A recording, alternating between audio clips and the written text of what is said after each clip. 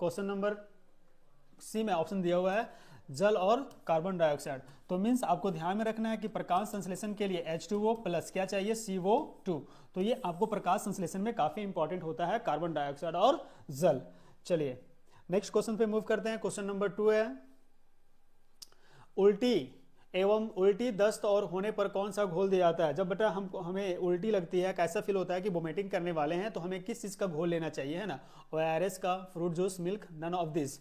चलिए तो बेटा इसमें से सबसे पहले क्या करना है कि जब हमें किसी प्रकार का वोमिटिंग होता है, वोमिटिंग कब होता है कि जब हमारे पेट में अम्ल, एसिड ज्यादा मात्रा में बढ़ जाता है, तो उस चीज को कंट्रोल करने के लिए हम लोग क्या करते हैं, ORS का घोल लेते हैं। ORS क्या होता है, एक प्रकार का क्षारकीय होता है। क्षारकीय मीन्स क्या करता है कि पेट में जो अभी अम्लीयता बढ़ा होता है उसको कंट्रोल करता है। कौन करता है कंट्रोल, तो ORS करता है।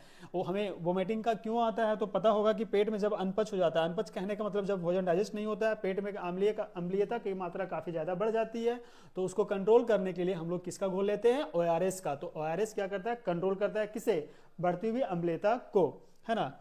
चलिए नेक्स्ट क्वेश्चन है, बायोगैस का मुख्य घटक क्या है। बायोगैस का मुख्य घटक क्या है, propane, butane, methane, ethane. Biogas का प्रमुख घटक क्या है, इसमें बेटा आपको ध्यान रखना है methane plus carbon dioxide. Methane plus carbon dioxide आपको ध्यान रखना है, मीथेन प्लस CO2, ये आपको ध्यान में रखना है। बायोगैस का मुख्य घटक होता है मीथेन प्लस कार्बन डाइऑक्साइड, जिसमें लगभग 50-70 का रेशियो होता है, 50-70% होता है ना, कुछ इस प्रकार इसका रेशियो बटा होता है, जिसमें मीथेन प्लस कार्बन डाइऑक्साइड होता है। तो इसका करेक्ट ऑप्शन हो जाएगा, बायोगैस का मुख्य घटक क्या होता है, मीथेन। आपको ध्यान में रखते हुए चलना है ना। ये क्वेश्चन आपके पिछले एग्जाम में देखोगे तो काफी यहाँ से क्वेश्चन पूछ चुका था, तो इसके नेक्स्ट एग्जाम में आने की काफी ज्यादा संभावना बनती है, तो आपको तैयारी करते हुए चलना है ना। चलिए तो नेक्स्ट क्वेश्चन आपके बीच कि which metal is liquid at room temperature. कमरे के तापमान पर कौन सा धातु जो है वो द्रव में पाया जाता है। कमरे के तापमान पे कौन सी धातु है जो द्रव अवस्था में पाई जाती है। तो सबसे पहले बेटा आपको ध्यान में रखना है कि जो रूम टेम्परेचर होता है, वो रूम टेम्परेचर हमारा होता है 25 डिग्री सेल्सियस। ये हमारा कमरे का तापमान होता है 25 डिग्री सेल्सियस। तो इस टेम्परेचर पे वो कौन सा मेटल है, 25 डिग्री सेल्सियस पे वो कौन सा मेटल है जो हमारा क्या है मतलब लिक्विड अवस्था में पाया जाता है। लिक्विड क्या हो गया हमारा, जो द्रव अवस्था में क्या होता है, पाया जाता है। तो बताना बेटा, देखो यहाँ पे कहीं पे पारा लिखा हुआ है, मरकरी। देखो ये मरकरी, हमारा मरकरी जो है वो क्या होता है, कमरे के तापमान पे क्या होता है, द्रव अवस्था में पाया जाता है। आपको ध्यान में रखना है। रूम टेम्परेचर बेटा भी ध्यान में रखना है कि रूम टेम्परेचर जो होता है 25 डिग्री सेल्सियस होता है ना। चलिए नेक्स्ट क्वेश्चन हमारा है कि सोडा वाटर बनाने के लिए किस गैस का उपयोग किया जाता है। सोडा वाटर समझ रहे हो, मतलब हम लोग जो पीते हैं ना, which gas is used make a soda water, मतलब जो पीते हैं पानी, उसमें सोडा वाटर एक प्रकार का पीने का ड्रिंक है ना, उसको बनाने के लिए किस गैस का उपयोग किया जाता है। तो बेटा देखो इसका जो किया जाता है वो कार्बन डाइऑक्साइड CO2 का उपयोग किया जाता है। तो correct answer is carbon dioxide. Soda gas बनाने मतलब सोडा वाटर बनाने के लिए कार्बन डाइऑक्साइड का यूज किया जाता है। चलिए नेक्स्ट क्वेश्चन है, निम्नलिखित में से कौन पानी में अघुलनशील है। पानी में अघुलनशील मतलब क्या है कि जो पानी में डिजोल्व नहीं होगा। जैसे हमारे बीच पानी है, पानी समझ रहे हो, वाटर रखे हुए ना, अब वाटर में नमक डालो तो नमक पूरी तरह से क्या हो जाएगा, पानी में घुल जाएगा। अगर उसमें हम कंकड़ डाल देंगे, पत्थर डाल देंगे, कोई स्टोन डाल देंगे, कोई हार्ड मेटल डाल देंगे, तो उसमें घुलेगा क्या, नहीं घुलेगा, वो तुम्हारा कहलाएगा अघुलनशील। या फिर पानी में कोई ऑयल डाल दो, तेल, मोबिल, तो वो उसमें पानी में क्या हो जाएगा, फ्लोट कर जाएगा, तैर जाएगा। क्यों कर जाएगा, क्योंकि पानी के घनत्व से उस तेल का घनत्व क्या हो जाएगा, ऑयल का घनत्व कम हो जाएगा, जिसके कारण वो ऑयल जो पानी में फ्लोट कर जाएगा, मतलब तैर जाएगा, है ना। तो पानी में घुलनशील नहीं है।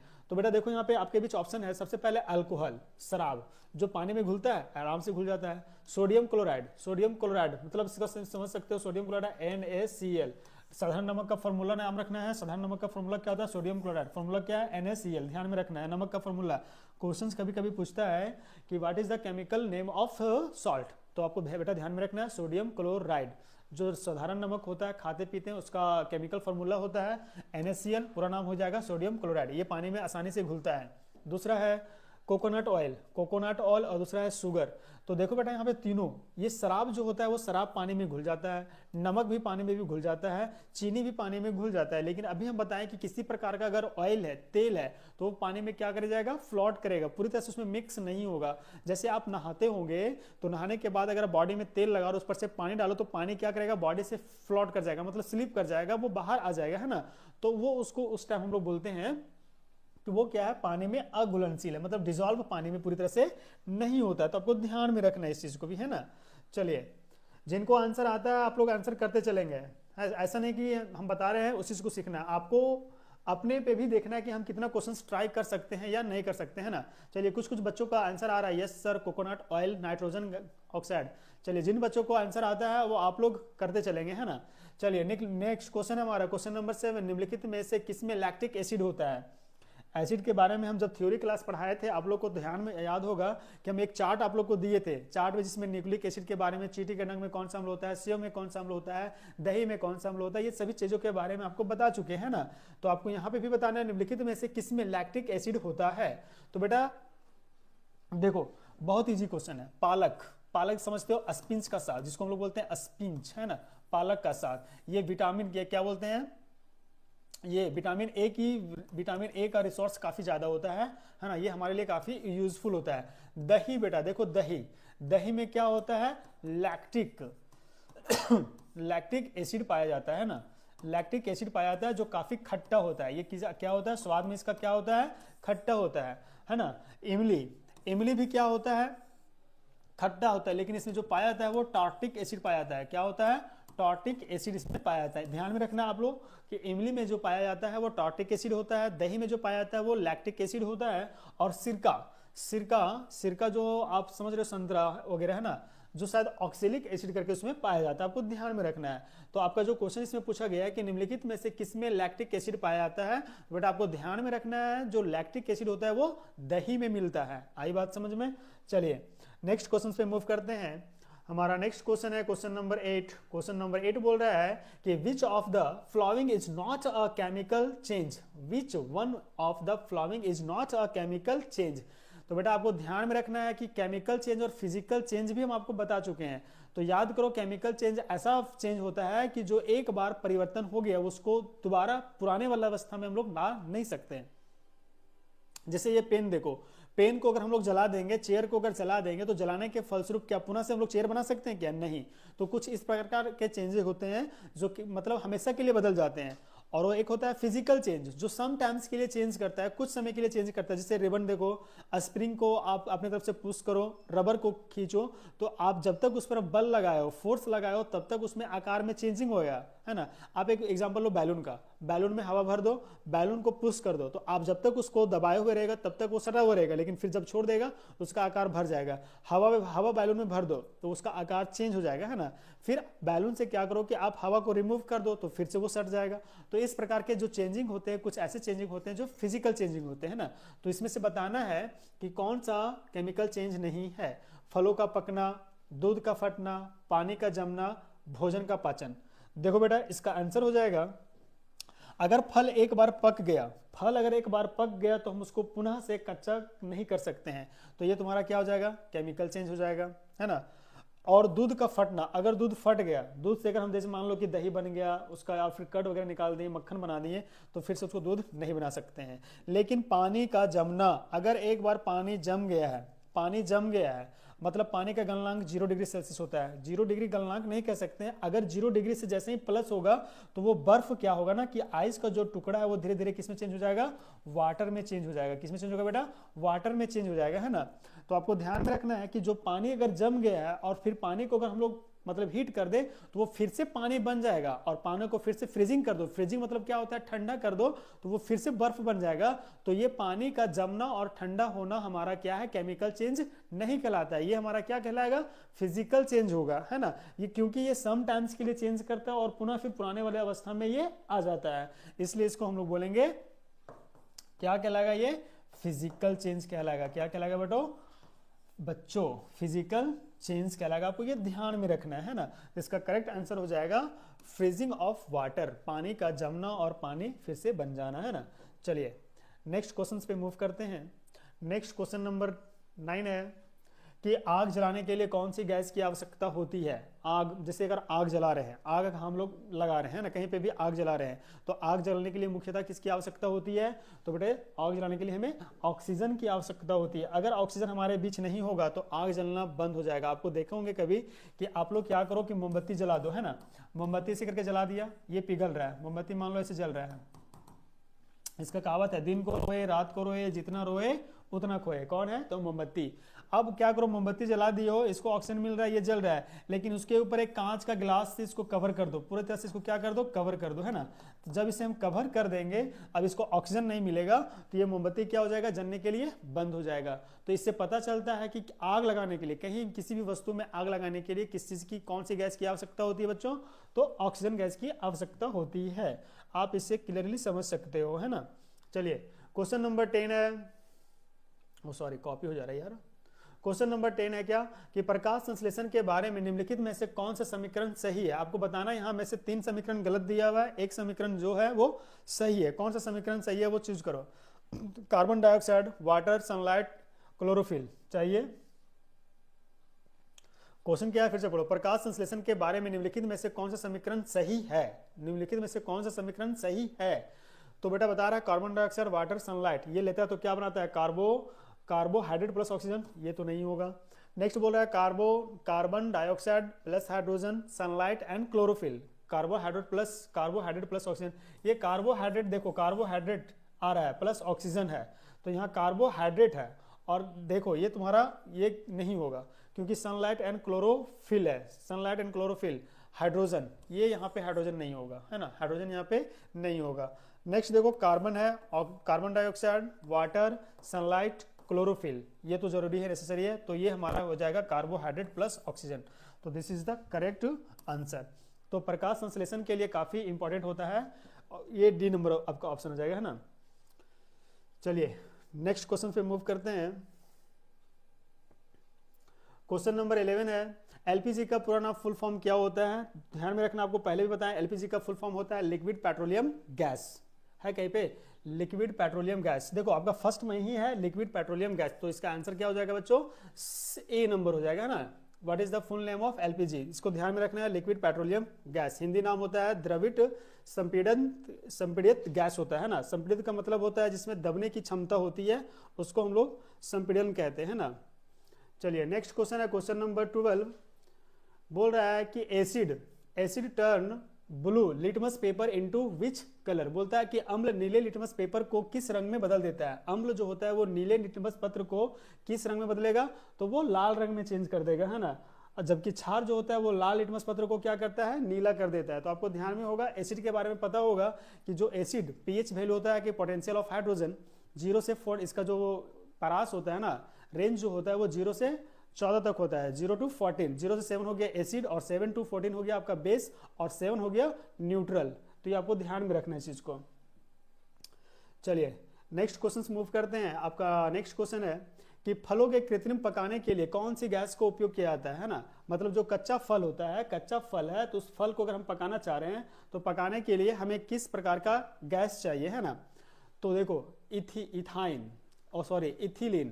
तो आपका एथिलीन जो होता है वो आपका करेक्ट ऑप्शन शुरू में ही है। इसका ऑप्शन नंबर जो तुम्हारा ए है वो ए नंबर ही क्या है, वो सही ऑप्शन होगा, है ना।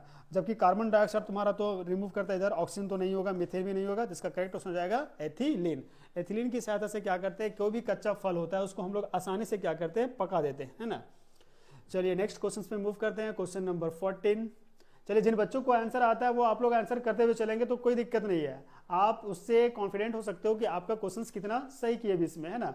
चलिए नेक्स्ट क्वेश्चन है, साबुन बनाने में कौन सा रसायन उपयोग किया जाता है? साबुन समझते हो आप लोग, जो यूज करते हो नहाने के लिए, कपड़ा वॉश करने के लिए, तो वो साबुन को हम लोग किस चीज से यूज करते हैं? तो देखो sodium hydroxide, first option sodium hydroxide आपका करेक्ट आंसर हो जाएगा आपका ए नंबर, सोडियम हाइड्रोक्साइड, Na इसका OH का हॉल 2, ये फॉर्मूला होता है सोडियम हाइड्रोक्साइड का। इसका करेक्ट ऑप्शन हो जाएगा ए नंबर। ध्यान में रखना इसका फॉर्मूला सोडियम हाइड्रोक्साइड का, है ना। चलिए नेक्स्ट क्वेश्चन पे मूव करते हैं। नेक्स्ट क्वेश्चन है which of the flowing gas is responsible for acid rain. अम्लीय वर्षा जो होता है उसे बढ़ावा देने के लिए वो कौन सा गैस उपयोग में मतलब वर्षा के लिए उत्तरदायी होता है? सबसे ज्यादा कौन सा गैस उत्तरदायी होता है अम्लीय वर्षा के लिए, है ना? पहला है अमोनियम, सेकेंड है carbon dioxide, methane, sulphur dioxide.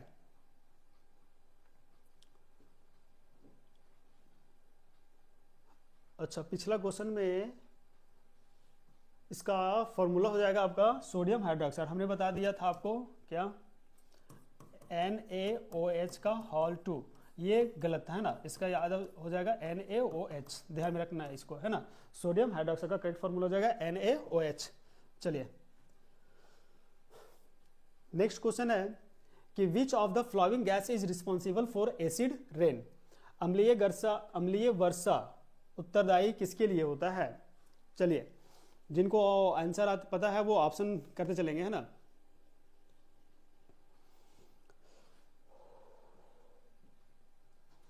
देखो बेटा, इसका करेक्ट ऑप्शन हो जाएगा आपका सल्फर डाइऑक्साइड। जो सल्फर डाइऑक्साइड होता है वो काफी ज्यादा उत्तरदायी होता है अम्लीय वर्षा। अम्लीय वर्षा क्या होता है कि जो जब वर्षा होती है तो वायुमंडल में डिफरेंट टाइप्स का गैस होता है ना। डिफरेंट वायुमंडल में क्या है, डिफरेंट टाइप्स का गैस उपस्थित है। तो जब ऊपर से पानी गिरता है तो वायुमंडल से होते हुए नीचे पृथ्वी तक आता है तो वो क्या होता है, सल्फर डाइऑक्साइड पानी में घुल जाता है और घुलने के फलस्वरूप वो एक प्रकार का एसिड रेन कहलाता है। एसिड रेन काफी खतरनाक होता है सभी जीवों के लिए, साथ ही साथ पेड़ पौधों के लिए भी होता है। वो हमारे लिए क्या है, यूजफुल नहीं है ना। चलिए क्वेश्चन नंबर 16 है, हीमोग्लोबिन बनाने के लिए कौन सा तत्व आवश्यक है?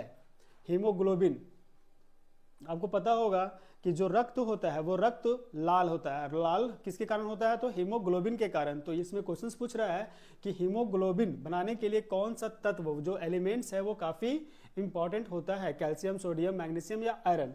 बेटा इसका करेक्ट ऑप्शन हो जाएगा आपका आयरन। जो आयरन होता है, लोहा है, वो हीमोग्लोबिन बनाने में क्या होता है, काफी आवश्यक तत्व माना जाता है। क्वेश्चन नंबर 17 है, which chemical is known as a caustic soda. Caustic soda किसे कहते हैं? कास्टिक सोडा को और किस नाम से जाना जाता है? अभी पिछला क्वेश्चन आप लोग बता चुके हैं सोडियम हाइड्रोक्साइड के बारे में, है ना। तो जो सोडियम हाइड्रोक्साइड है वही तुम्हारा क्या कहलाता है, कास्टिक सोडा के नाम से जाना जाता है। तो इसका करेक्ट ऑप्शन हो जाएगा option number A. Question number आपका 18 है कि which is used for neutralization stomach acid. पेट में बढ़ती हुई अम्लता को किसकी सहायता से रोक पाते हैं? आप लोग को पता हो कि हमारा जो स्टोमैच है, पेट है, वो HCl अम्ल को कंटेन करता है। HCl क्या करता है कि भोजन को डाइजेस्ट करने में सहायता करता है। लेकिन जब हमारे पेट में अधिक मात्रा में HCl बढ़ जाता है तो वो उसे कंट्रोल कौन करता है? तो पिछला क्वेश्चन में भी एक क्वेश्चन आया था बेकिंग सोडा। बेकिंग सोडा क्या होता है, उसमें ORS था ना, तो ORS में भी बेकिंग सोडा की मात्रा को पाया जाता है। तो बेकिंग सोडा क्या करता है कि एसिड, बढ़ती हुई एसिड की मात्रा को वो क्या करता है, कंट्रोल करता है, जिसके कारण गैस वगैरह अगर पेट में अगर आपका बन रहा है तो उस चीज को वो कंट्रोल करेगा, है ना। क्वेश्चन नंबर 19 है, which metal is most ductile. मतलब सबसे अधिक तन्य धातु किसमें होती है? सोना, चांदी और क्या है आपके बीच, एल्युमिनियम और तांबा। तो सबसे ज्यादा जो तन्यता होता है, तन्यता और एक होता है आघातवर्धनता, तो सबसे ज्यादा सोना में होता है और सोना के बाद क्या हो जाएगा, चांदी। मतलब आपके बीच अगर 1 केजी सोना है तो 1 केजी सोना को आप कई किलोमीटर, लगभग 20, 25, 30 किलोमीटर क्या कर सकते हो, उसको लंबा खींच सकते हो, क्योंकि तन्यता सबसे ज्यादा किसमें होती है, सोना में होता है। अगर 1 ग्राम भी सोना है तो उसको हम किसी प्रकार का भी देखते हो आभूषण बनाने में काम आता है। तो सोना जो होता है वो सबसे ज्यादा तन्य होता है। आघातवर्धनता क्या होता है कि कोई वस्तु है, कोई मतलब ऑब्जेक्ट है, जिसको मतलब सीट के रूप में उसको परिवर्तन करते हैं ना, चादर के रूप में परिवर्तन करते हैं, उसको हम लोग कहते हैं आघातवर्धनता। और तन्यता क्या होता है, जिसको पतले तार के रूप में लंबा करते हैं ना। चलिए आज का लास्ट क्वेश्चन है आपके बीच, क्वेश्चन नंबर 20। निम्नलिखित में से कौन सा ओजोन क्षयकारी पदार्थ है? सल्फर डाइऑक्साइड, मिथाइल क्लोराइड या कार्बन डाइऑक्साइड या मीथेन गैस। तो बेटा इसका करेक्ट ऑप्शन हो जाएगा आपका मिथाइल क्लोराइड। जो मिथाइल क्लोराइड है वो कार्बन डाइऑक्साइड, मतलब सॉरी, ओजोन जो परत है वो ओजोन परत को क्या कर रहा है, क्षय कर रहा है। ओजोन परत अब होता क्या है, तो जो भी अल्ट्रा वायलेट रेज, सन से जो भी अल्ट्रा वायलेट रेज आता है, मतलब एक प्रकार का क्या करता है, पृथ्वी को सुरक्षा कवच है ना ओजोन। अब धीरे धीरे ओजोन परत क्या हो रहा है, क्षय हो रहा है। तो क्षय क्यों हो रहा है, तो पॉल्यूशन के कारण। अब पॉल्यूशन अत्यधिक मात्रा में हो रहा है, तो जिसके कारण से ओजोन परत हमारा क्या हो रहा है, क्षय हो रहा है।